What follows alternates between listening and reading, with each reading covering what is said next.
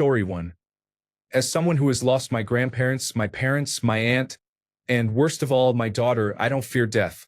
Living without my daughter has caused more pain than I ever thought possible. I think it is not the fear of dying that scares people. It is the possibility of physical pain and the suffering our loved ones endure after we are gone. I don't think you can come to terms with dying. You have to come to terms with living with the unknown. Find something to accomplish each day, and find something that puts a smile on your face and on the faces of others. Story 2. I don't need to come to terms with death. Death needs to come to terms with me. That bitch keeps running from me, but eventually I will catch her. Story 3. Living in fear of death is, in a way, death itself. Live life to the best of your ability, and if death comes too soon, you will know you made the most of it. Do not fear death. Greet it like a long-lost friend when your time is up. Story 4. Embracing the idea that death is a natural part of life has helped me cope. It reminds me to live fully in the present. Story 5. Rub iodine all over my body, then make a giant monument of skulls in the middle of the forest. Memento mori, baby. Story 6. What is there to come to terms with? You are going to die. Everyone will die. It is a fact, and there is nothing you can do to change it. So why worry? Just live your life and appreciate the days you have. Story 7. Several years ago, I had pneumonia. I did not die, but I was really sick for about 3 weeks and spent about 2 of those weeks in bed. One day I was lying in bed, hearing everyone else in the house, my husband, the kids, and the dog, just going about their day. The thought came to me that when I die, the world will just go on about its day. That was my small moment of facing my mortality. Story 8. I had a near-death experience and realized that it is going to be okay. Story 9. Just do what you can to have no regrets. This way you will feel that you lived fully, and death will not seem so scary. As Dumbledore said, to one who loved like him, death is but the next great adventure. Story 10. It is going to happen. I can worry and be miserable, or I can choose not to worry and enjoy myself beforehand. Story 11. I'm not as afraid of death as I used to be. I have accepted that it will happen, but I am not ready to die yet. I also know that once I am dead, I will not feel anything, so this reluctance to die will go with me. I am very thankful that I do not have a terminal illness with a short prognosis.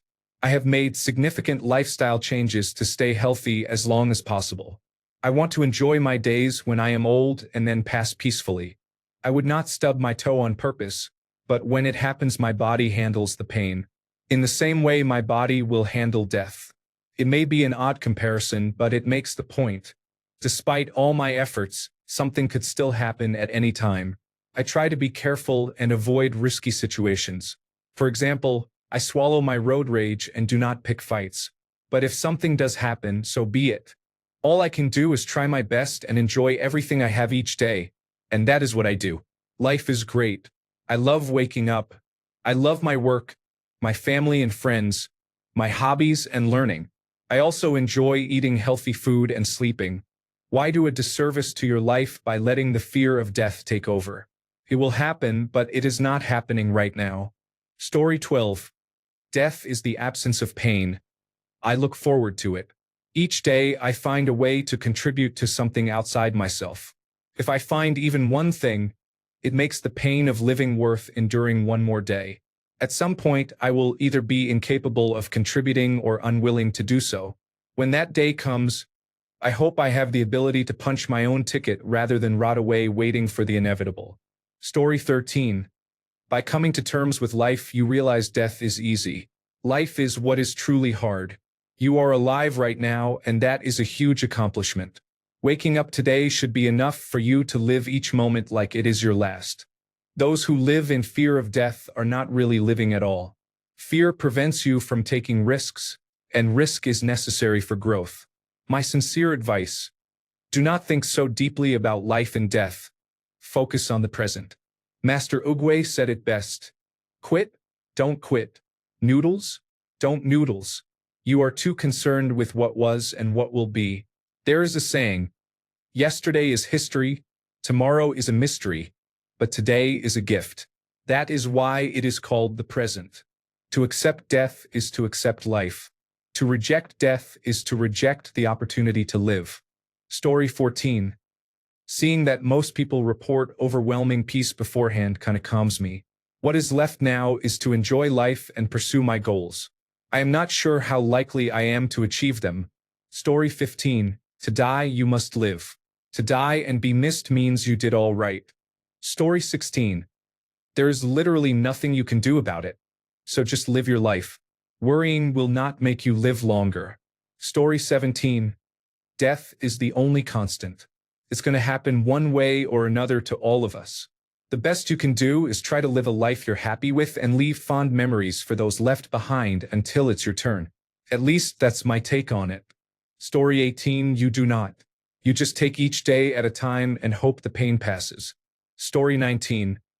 I'm more afraid of feeling my pain and the possibility of hell. I'm so scared. Hell doesn't make sense to me, but I grew up with that fear, and it's really one of the very few things stopping me from ending it all. Story 20. I do not believe in the afterlife, so when I die, I will not be alive to be upset about it. There is nothing to lose.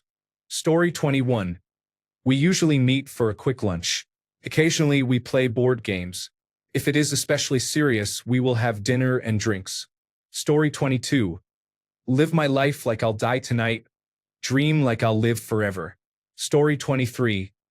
I watch the Rick and Morty edit and remind myself everything's meaningless. Story 24. Knowing that this is just the form we inhabit at the moment, and being curious about what comes next after this physical life, bring not only peace but also a sense of acceptance. Everything works out the way it is supposed to in the end. Story 25. Frank Herbert has a good one here. To suspect your own mortality is to know the beginning of terror. To learn irrefutably that you are mortal is to know the end of terror. Maybe your house burns down, or you get electrocuted plugging in the toaster, or you get sick from something you ate. You'll die at home, just as dead as if you'd left the house. Realize that you can't control it. There's nothing you can do to avoid it if it happens to be your day, and live your life as if you have nothing to lose. Because in the long run, you really don't. Story 26. Life and death are false distinctions we make of the same thing. Story 27.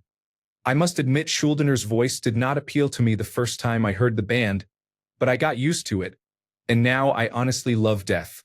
Start with the album Human and take it from there. Story 28. I am okay with my own death, but the deaths of those I love are going to devastate me. Story 29. He himself likewise shared in death so that through death he might destroy the one who has the power of death, that is, the devil, and free those who, through fear of death, were subject to lifelong bondage. Hebrews 2 verses 14 to 15. Jesus defeated death and offers us the opportunity to share in that victory. If you do not want to live in bondage to the fear of death, consider this: Jesus' death and resurrection are historically verifiable facts. Story 30. You do not. I do not care what anyone says. It is completely impossible. Story 31. I listen to Symbolic and the Fragile Art of Existence a lot. Story 32. It does not get better. You just learn how to deal with it. Story 33. I do not fear death at all. I fear dying. That is terrible. I also feel bad for anyone left behind who cares about me and has to make sense of my belongings. Story 34. For my own part, I have not yet. Others say that with time and reflection they find comfort in believing that if the person was in pain, they are no longer in pain. If the person was not in pain, they focus on good memories and tell others about them to keep their memory alive. Story 35. Death is inevitable. What makes life meaningful is that it is finite. You could die of a brain aneurysm tomorrow, and there is nothing you can do about it.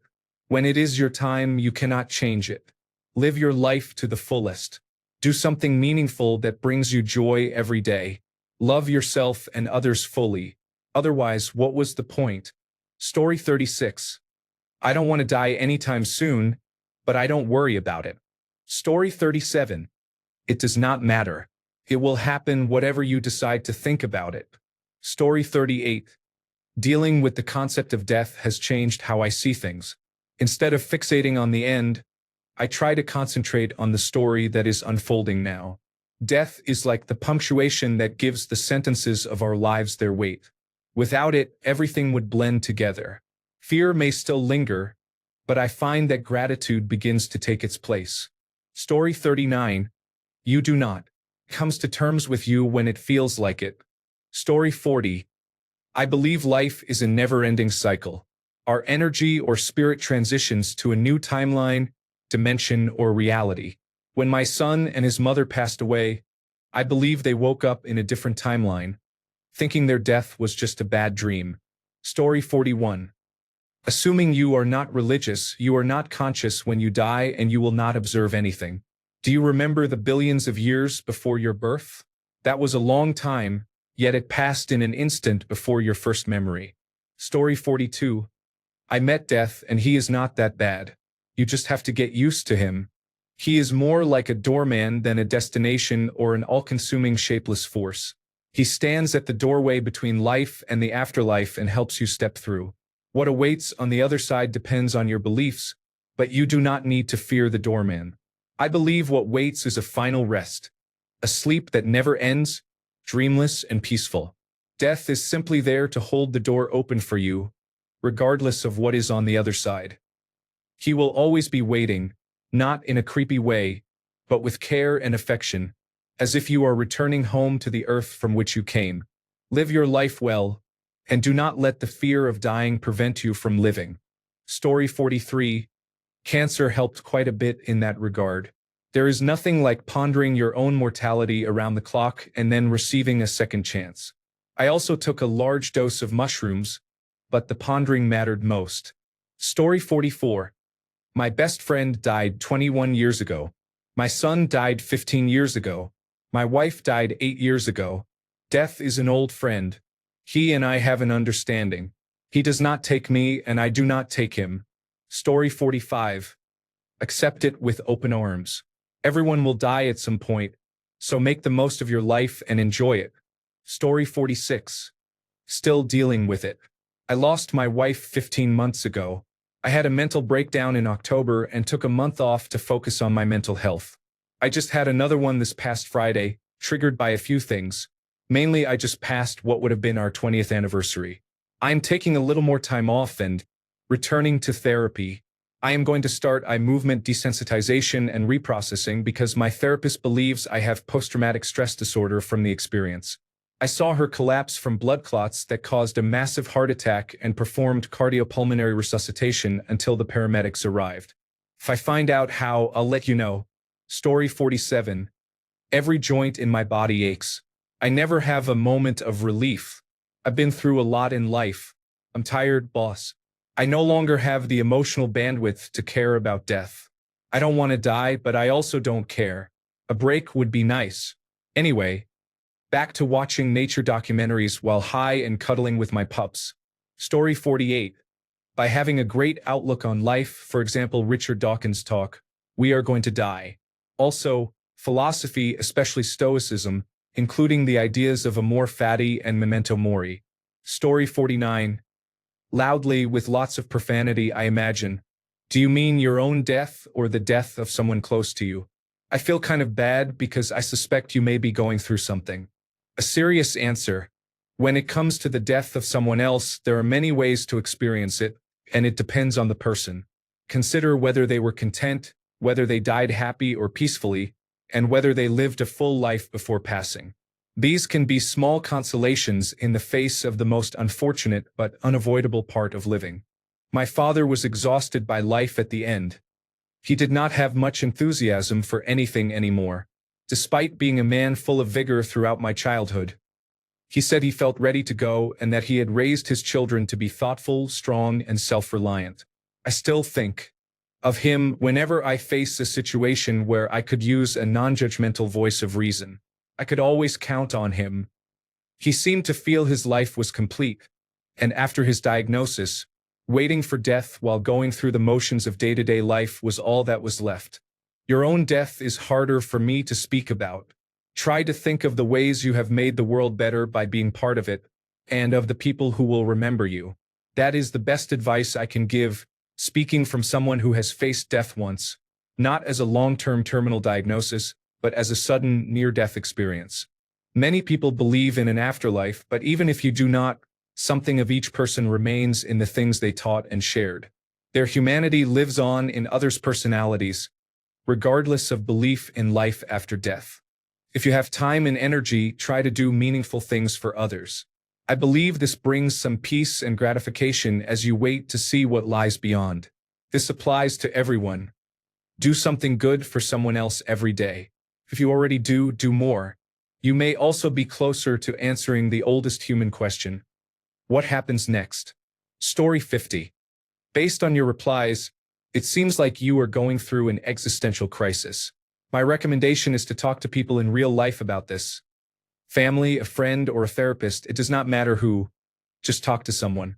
It is the best way to get out of your head and begin to rationalize again. I understand it can be hard to talk when you feel this way because you may fear dragging others down, but that fear is usually unfounded. Simply mentioning death to someone most likely will not hurt them, and if it does, they were already vulnerable. The hardest part of an existential crisis is feeling alone. Remind yourself that you are not alone. Death becomes less frightening when you remember it is a reality we all face together. You do not have to figure it out by yourself.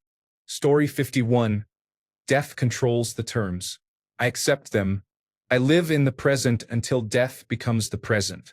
All I can control is how conscious I am of the now and how I appreciate it. In this way, I control how quickly time seems to pass. Believing there is something after death helps me. If there is not, it still helps me now. Through this belief, I shape my final moments and the way those I leave behind grieve. Story 52. Death smiles at us. A man can only smile back. Marcus Aurelius. Story 53. Exploring the science and theories of consciousness has helped me. It is similar to the comfort many people get from religion. There is so much we do not know about the universe. Existence and awareness are mysteries. What is everything? Why does consciousness seem so different from everything else in existence? Is it a soul, energy, or a wave? Are brains just antennas for conscious energy? We have no idea. The fact that we have no idea means we do not know that there is nothing after we die. Nothing after death is only one possibility among literally infinite possibilities. People who have died and come back often report nothing.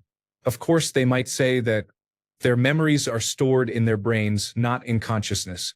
It is entirely plausible that their consciousness went somewhere, leaving the body behind, and therefore, the brain has no memories of what the consciousness experienced. This is similar to when people experience an alcohol blackout. Not remembering what happened does not mean nothing happened. You simply do not remember because the brain was not cooperating. Story 54. I don't honestly know what come to terms with death exactly means, but if it means how not to be scared of it, I will try to explain. I died when I was 5 or 6 in my sleep from a silent heart attack. Since that happened, I have learned not to be afraid of it. You can die this very second. Something could go wrong in your body and that is it. Lights out. Everything around you, what you are sitting on, lying on, or standing on while reading this, has the potential to be fatal. It does not matter what it is. If something happens, it can kill you. You can be afraid of judgment or the potential pain because those things are terrifying, but death itself is not. Death can be peaceful and chaotic at the same time. You just have to realize, remember, and accept that death is all around you and can take you at any second. I know someone will say I am fearmongering, but you do not have to be scared of death. You can find peace in knowing this, as I did, or you can let it run your whole life. Story 55.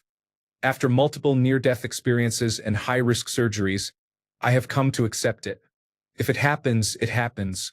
Fortunately, I do not have a significant other or children to worry about. I have lived frugally and have enough savings so my parents can live out their retirement without worry. When it happens, I will not be able to worry about it anyway. Story 56. It's inevitable, so I live. If my life is miserable, then it is good to die because it ends.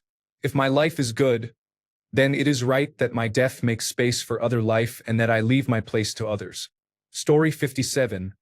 Do as much good as possible now, like today. Leave a positive legacy. Death is inevitable, and as a man nearing 60, I'm starting to count the years. The good years when I'm still capable, the years that are getting slower, and the decline years. The clock is ticking. I'll never do everything I want, all the hobbies, or visit all the places I want to see. I have to come to terms with this. But today I can inspire and help, be a mentor and coach, and perhaps leave a small footprint in the sands of time. The character Death in Terry Pratchett's Discworld books is one of the greatest figures in literature. Death has made me less afraid of death. I truly hope to see death when I die. Am I dying? Yes. Will I die? Yes. Granny thought this over. But from your point of view, everyone is dying and everyone will die, right? Yes. So you aren't actually being a lot of help, strictly speaking. I'm sorry. I thought you wanted the truth. Perhaps you were expecting jelly and ice cream. Story 58. Well, I definitely cannot live forever on Earth. I am going to run out of the good stuff real quick. As for other people's deaths, you just have to accept them. Sometimes a good movie gets too many sequels and becomes bad. People, including you and your loved ones, have to die. Duration is not what matters. Content does. Story 59. By the time most of you are scheduled to die, you will be uploaded back into the same life. It is eternal. Story 60. I am not laughing out loud. I will never willingly walk into that light. I will at least be talking shit on my deathbed. Story 61. You go back to where you were before you were born. Story 62. It is inevitable, the one thing no one can avoid. I imagine death as the same nothingness I imagined before I was born. There was nothing scary about that. Story 63. Death is nature's way of recycling itself. You would not be here today if it were not for death. Think of death as returning to your original form of stardust. It is actually quite beautiful. Story 64. I have experienced a great deal of death in my life. In the last 3 years, I have lost 3 of my closest friends, my beloved pet, and my grandmother. It has been extremely tough. Nevertheless, my solace is my faith in Christ. I am grateful that God gave me extra time with my sweet cat. She passed a few weeks ago, though she could have died 3 years earlier. He gave me friends when I needed them most, and he called me to bring a priest to my grandmother before her passing. Death is painful and ever-present, but I do not fear it. I pray for wisdom and strength, and the Lord provides. To summarize, I pray and try my best to trust in God. Story 65. I think you just get fed up with all the bullshit of life and come to realize that going to sleep and never waking up may not be so bad after all. You do not wish for it, but you do not worry about its inevitability. Story 66. Nobody really comes to terms with death unless we know when or while it is happening. I was fortunate to be around and take care of my dad in his last years as his health deteriorated. We talked about it a few times. In short, as you get older and your body shows signs of its mortality, a nagging thought is buried under a mix of regret and contentment. The daily struggles of a body that does not listen to the mind, and the fear of being forgotten. His last few months were difficult, and dementia gave him more bad days than good. But in a moment of clarity, he told me he was ready to go. He was tired of being afraid and in pain. A few nights later, he passed in his sleep. Nobody is ready for it. Some are simply very good at managing fear or are tired of suffering. I personally stopped dreading it. My fear is that when it happens, I will have more regrets than reasons to celebrate. I try to live day by day, focus on being true to myself, treat others as I want to be treated, and work to overcome the barriers to unconditionally loving those close to me. In the meantime, I try to stay on top of my health. The benefits of staying active and healthy compound as you age. Story 67. Jesus is my main dude, and someday I will get to meet him. Story 68. You never do.